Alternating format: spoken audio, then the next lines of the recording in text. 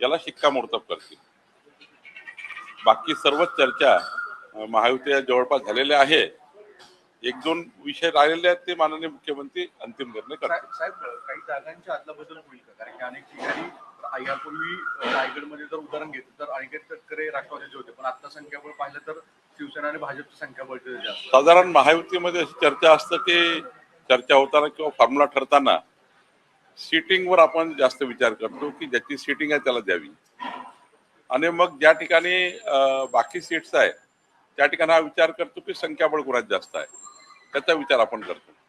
त्यामुळं साधारणतः सर्वांनाच हे मान्य होईल, विधानसभेच्या वेळी लोकसभेच्या वेळी ह्याच त्या ठिकाणी मोठ्या प्रमाणावर आम्ही चर्चा करताना हाच फॉर्म्युला त्या ठिकाणी होता। पण आमच्या अध्यक्षांनी रवींद्र चव्हाणजींनी यामध्ये आज युतीची चर्चा अंतिमकडे नेलेली आहे।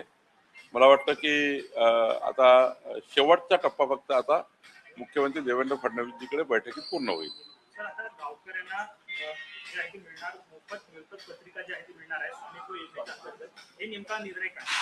केंद्र राज्याने ठरवलं आहे गावठाणातील घरांची मोजणी करायची, त्यांना सनद द्यायची आणि प्रत्येक घराचा भूमी अभिलेख करून त्या सर्व घरांचा नमुना 8 मध्ये नोंद घ्यायची।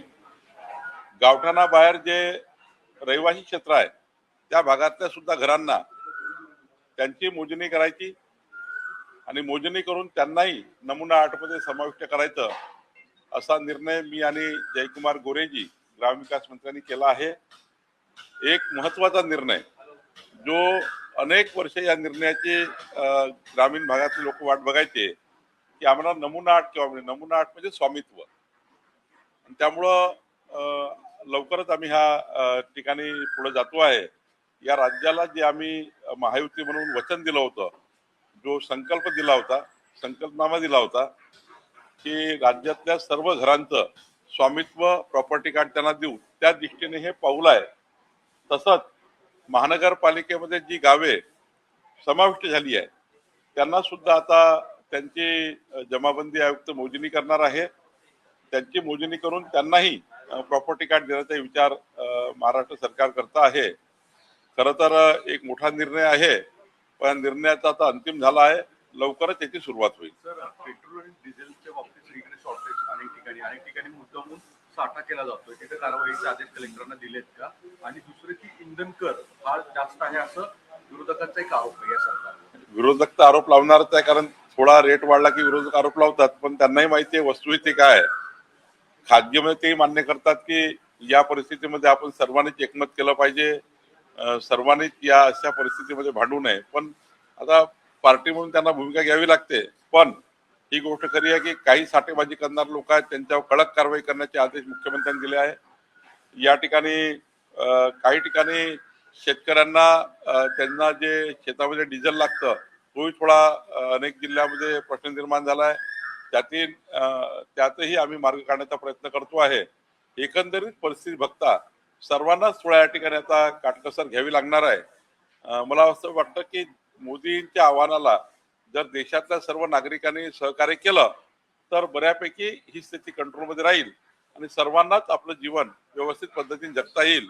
त्यामुळं काही दिवस जी ही परिस्थिती निर्माण झाली आहे त्याकरता महाराष्ट्राच्या जनतेने मोदीच्या आव्हानाला साथ द्यावी, तर केलं तर मला वाटतं की ही परिस्थिती फार काही चालणार नाही, लवकर चांगली परिस्थिती होईल। काँग्रेस टीका मोदींवरती करते की महंगाई मॅन असं त्यांनी म्हटले, काँग्रेसला महंगाई मॅन कोण होत्या देशामध्ये यापूर्वी त्या देशाने बघितलेला आहे, त्यामुळे याच्यावर जास्त बोलायचं नाही आहे। एवढंच सांगायचं आहे की प्रधानमंत्री मोदीजींनी केलेलं आव्हान राष्ट्रीय हिताकरता आहे, देश हिताकरता आहे, महाराष्ट्राच्या हिताकरता आहे। सर्वांनीच पाळलं तर महाराष्ट्र आणि देश हा त्या ठिकाणी मजबूतीने पुढे जाईल। कांग्रेस कह रही है कि मोदी जी महंगाई मैन है, जिस तरह से डीजल पेट्रोल की कीमत में बढ़ोतरी हुई है, महाराष्ट्र में आप किस तरह से आदेश दिए हैं कलेक्टर या प्रशासन को कि लोग कुछ जमाखोरी भी कर रहे हैं जानबूझकर, और कुछ लोग जो है। माननीय मुख्यमंत्री जी ने बहुत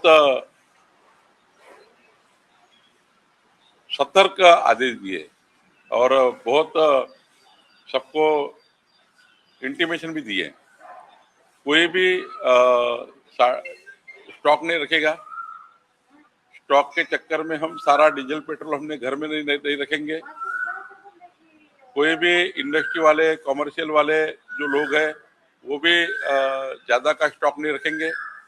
सारे कलेक्टर इसके लिए फील्ड पर है।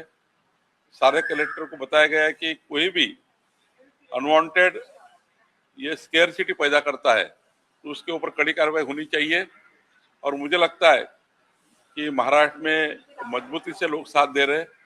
प्रधानमंत्री मोदी जी का जो उन्होंने अपील की है उसको भी जनता साथ दे रही है। हम सब ने मिलकर, सभी पार्टियों ने मिलकर, महाराष्ट्र की सभी पार्टियों ने मिलकर एक दिल से, एक मत से मोदी जी के आह्वान को साथ में लेकर आगे जाना चाहिए। इसी में महाराष्ट्र की भलाई है, इसी में देश की भलाई है। सर, एक सवाल है कि कलेक्टर को आदेश दिए गए हैं, सरकार ने एक आदेश निकाला दिया कि अभी बकरा ईद भी उसके पहले गो तस्करी करने वालों के खिलाफ मुकदमा लगाएगी, लेकिन विपक्ष इसको राजनीति कर रही है। इसको कह रहे हैं कि ये लोग जो गौ तस्करों के खिलाफ क्यों नहीं मकोका लगाते और ये गाय को राष्ट्रीय पशु क्यों नहीं घोषित करते। देखिए, बकरी ईद में केवल बकरी काटी जा सकती है, गाय नहीं। और जो गाय काटेगा, जो गोवंश काटेगा, उसको छोड़ेंगे नहीं। और मैं आपको दावे के साथ कहता हूं कि हम पूरे वॉच करके हैं, पूरे एसपी और कलेक्टर इसमें चेक कर रहे हैं। और जो माननीय मुख्यमंत्री जी ने कहा है वो सही है। मकोका ही लगना चाहिए और मकोका की कार्रवाई होनी चाहिए। रास्ते पे गौ काटना, रास्ते पे कटाई करना, ये कुछ नहीं चलेगा। और निश्चित रूप से इस पे कड़ी कार्रवाई होगी। और किसी को अधिकार नहीं गोवंश हत्या बंदी कायदे का उल्लंघन करने का, किसी को अधिकार नहीं है।